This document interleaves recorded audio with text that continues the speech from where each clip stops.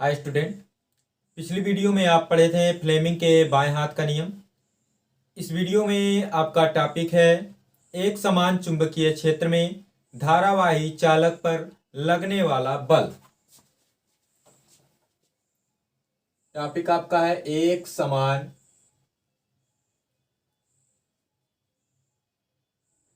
चुंबकीय क्षेत्र में धारावाही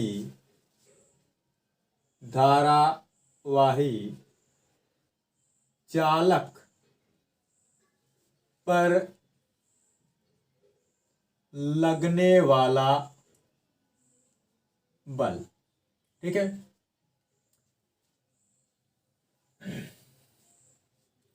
तो मान लिया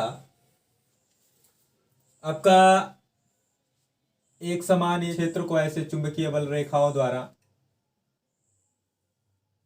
एक समान, तो ये एक दूसरे के समांतर रहेंगी और समदूरस्थ इस प्रकार से ये रखी हुई हैं। और एक तार जो रखा गया है इस चुंबकीय क्षेत्र में, इसमें जो धारा प्रवाहित हो रही है उसकी जो दिशा है ये आई इस तरफ है।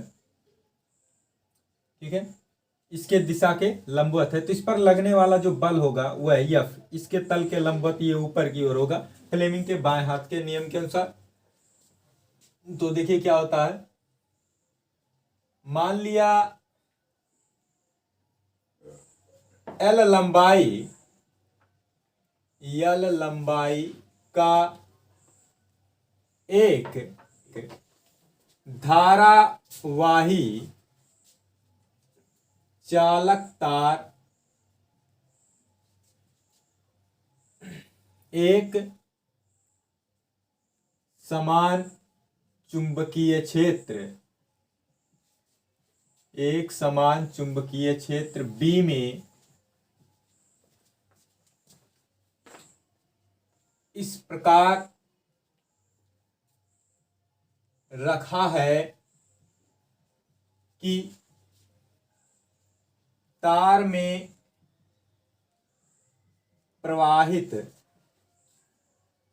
धारा I की दिशा चुंबकीय क्षेत्र के लंबवत है। प्रयोगों द्वारा देखा गया कि तार पर लगने वाले बल F का मान निम्न बातों पर निर्भर करता है। ठीक है, निर्भर करता है। पहला, बल F का मान चुंबकीय क्षेत्र के अनुक्रमानुपाती होता है। दूसरा, बल F का मान तार में प्रवाहित धारा के अनुक्रमानुपाती होता है। तीसरा, इसकी लंबाई L यहां पर माना गया है, तो यह तार की लंबाई के भी अनुक्रमानुपाती होता है, मतलब कि I, B और L तीनों के अनुक्रमानुपाती होता है। तो सबसे पहला, बल F का मान तार में प्रवाहित विद्युत धारा के अनुक्रमानुपाती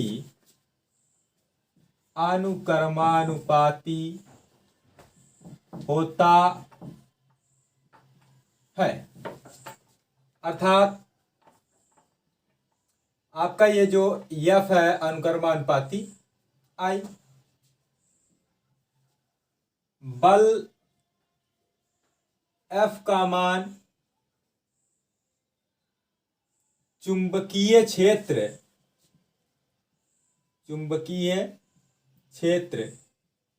बी के अनुक्रमानुपाती होता है। अर्थात आप लिख सकते हैं कि एफ अनुक्रमानुपाती बी। और तीसरा पॉइंट आपका आता है बल एफ का मान तार की लंबाई एल के अनुक्रमानुपाती,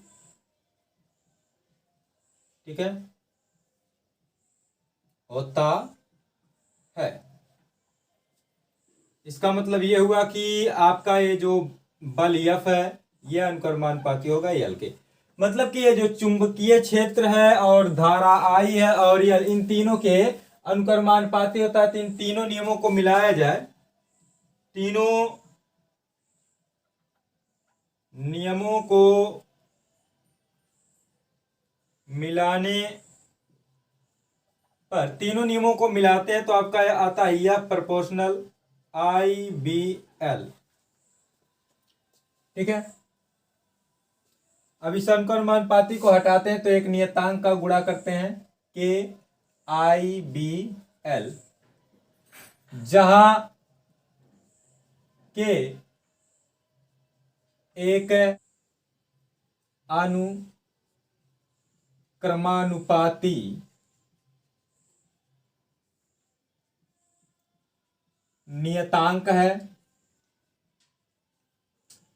प्रयोग द्वारा देखा गया तो प्रयोगों द्वारा आपका के का जो मान प्राप्त हुआ वह हुआ 1, तो इसलिए यह बराबर आपका आ गया आई बी एल। यदि विद्युत धारा की दिशा, यदि विद्युत धारा की दिशा चुंबकीय क्षेत्र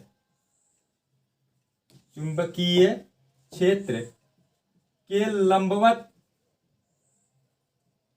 ना होकर, मतलब कि लंबवत ना होकर उससे थीटा कोण बना रहा हो, तब आपका यह बराबर हो जाएगा आई बी एल साइन थीटा, ठीक है। तो ये आपका फार्मूला आ गया।